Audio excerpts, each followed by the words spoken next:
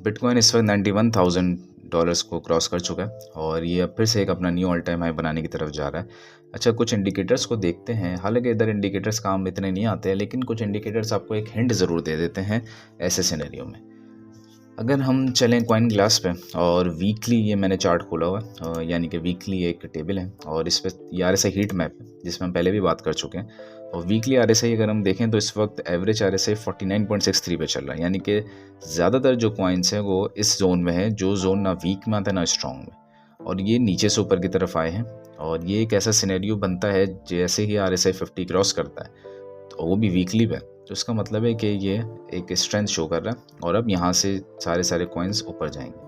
ये एक अच्छी इंडिकेशन है एल्ट सीज़न के लिए, और ये अच्छी इंडिकेशन है कि इस वक्त ये सारे कॉइन्स बाई किए जा सकते हैं। लेकिन इस वक्त कौन से कॉइन बाई नहीं करने? सुई ये बहुत ऊपर जा चुका है, इसको इस वक्त बाई नहीं करना, ये डाउन आएगा।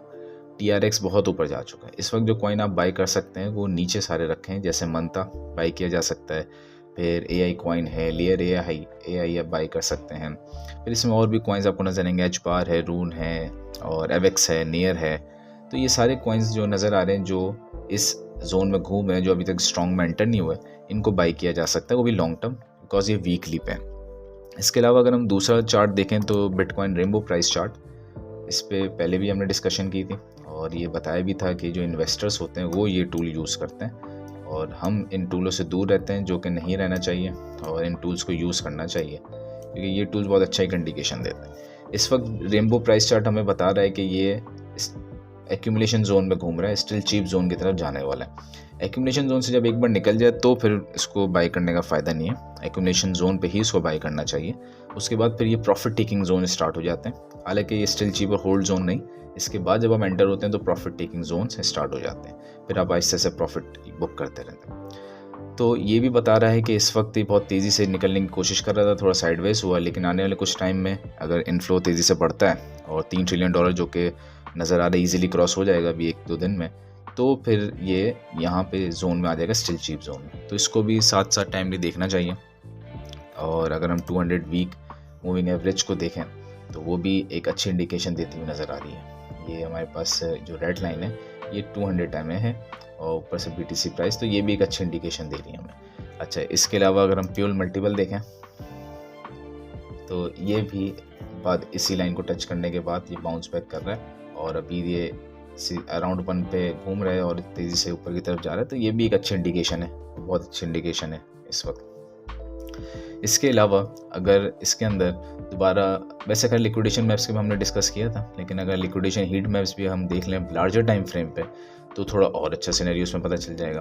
लिक्विडेशन हीट मैप्स को खोलते हैं और 24 आवर्स के बजाय इसको 1 वीक पे ओपन करते हैं, ज़रा देखते हैं कि 1 वीक पे लिक्विडेशंस क्या कह रही हैं। और ये मैंने पर्टिकुलरली बिटकॉइन को ओपन किया, लेकिन आप चाहें तो यहाँ जाके बिटकॉइन डिफरेंट एक्सचेंजेस से भी देख सकते हैं, लेकिन बिटकॉइन के अलावा भी ये देखा जा सकता है। ये तो पर्टिकुलरली BTC का है, लेकिन इसके अलावा भी देखे जा सकते हैं। ये चीज़ हमें बता रहा है कि जितनी लिक्विडेशंस लगी हुई हैं तो थोड़ी सी लिक्विडेशन तो ऊपर है, थोड़ी सी तो ऊपर मौजूद है, और ज़्यादातर लेकिन लिक्विडेशन जो नीचे मौजूद है।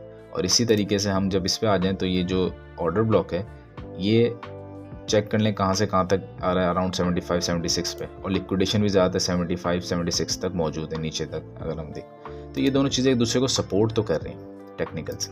लेकिन ऐसे सूरत हाल में टेक्निकल्स काम नहीं करते जब हम एक्स्ट्राऑर्डिनरी सिचुएशन देखते हैं जो ट्रम्प के जीतने के बाद हुई है, क्योंकि अब ट्रम्प की पॉलिसी ये है कि वो अमेरिका का, अगर उसके हम कुछ इंटरव्यूज़ भी देखें और स्टेटमेंट्स देखें, कि वो अमेरिका का जो लोन है वो बिटकॉइन के ज़रिए से पे ऑफ करना चाहता है।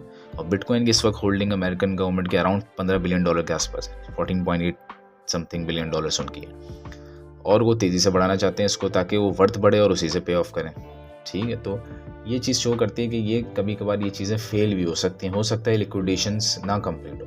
और इसका एक रीज़न मैं ये भी बताता हूँ, मंथली चार्ट पे हम चले जाएँ और मंथली चार्ट पे जरा लिक्विडेशंस को चेक करते हैं और देखते हैं कि ऐसा हुआ पहले कभी, तो नज़र आएगा ऐसा बहुत बार हुआ। ये देखें नीचे लिक्विडेशन लगी हुई सारी की सारी 65,000 पे, 63,000 पे, लेकिन ये लिक्विडेशंस फुलफिल नहीं हुई। अच्छा, मंथली चार्ट पे थोड़ा और नीचे का डाटा हम एक काम करते हैं, हम चलते हैं ईयरली चार्ट पे, देखते हैं ज़रा ईयरली पे लिक्विडेशंस क्या कहती हैं।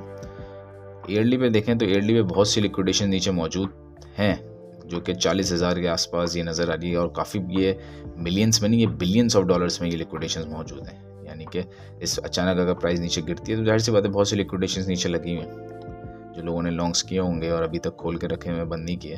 तो ऐसे इंस्टीट्यूशंस होते हैं हमारे, लेकिन ये तमाम अनफुलफिल्ड है और ये लिक्विडेशंस पिक नहीं हुई और स्ट्रेट अवे प्राइस ऊपर चली गई। तो ऐसा भी होता है कभी कभार, और ऐसा खास तौर पर जब होता है जब हम टेक्निकल्स को तो देख रहे हो लेकिन उनके फंडामेंटल्स को नहीं देखें। तो ये फंडामेंटल एनालिसिस भी देखना ज़रूरी हो। तो इसीलिए ज़रूरी नहीं कि यहाँ तक आए, हालांकि जो चार्ट है और जो लिक्विडेशन मैप है ये दोनों एक दूसरे को सपोर्ट तो कर रहे हैं, लेकिन इसके चांसेस कम हैं। तो ये चीज़ भी देखनी चाहिए। और इसी तरीके से डिफरेंट इंडिकेटर्स अगर हम इस पर देखें, जैसे ये एक EMA 200 को क्लोज करते हैं, EMA 21 को देख लें, अगर डेली पे तो वो शो कर रहा है बुलिश है, वीकली पे देख लें वो भी शो कर रहा है बुलिश है। तो ये कुछ अच्छे इंडिकेटर्स हैं, तो इनको आप यूज़ कर सकते हैं।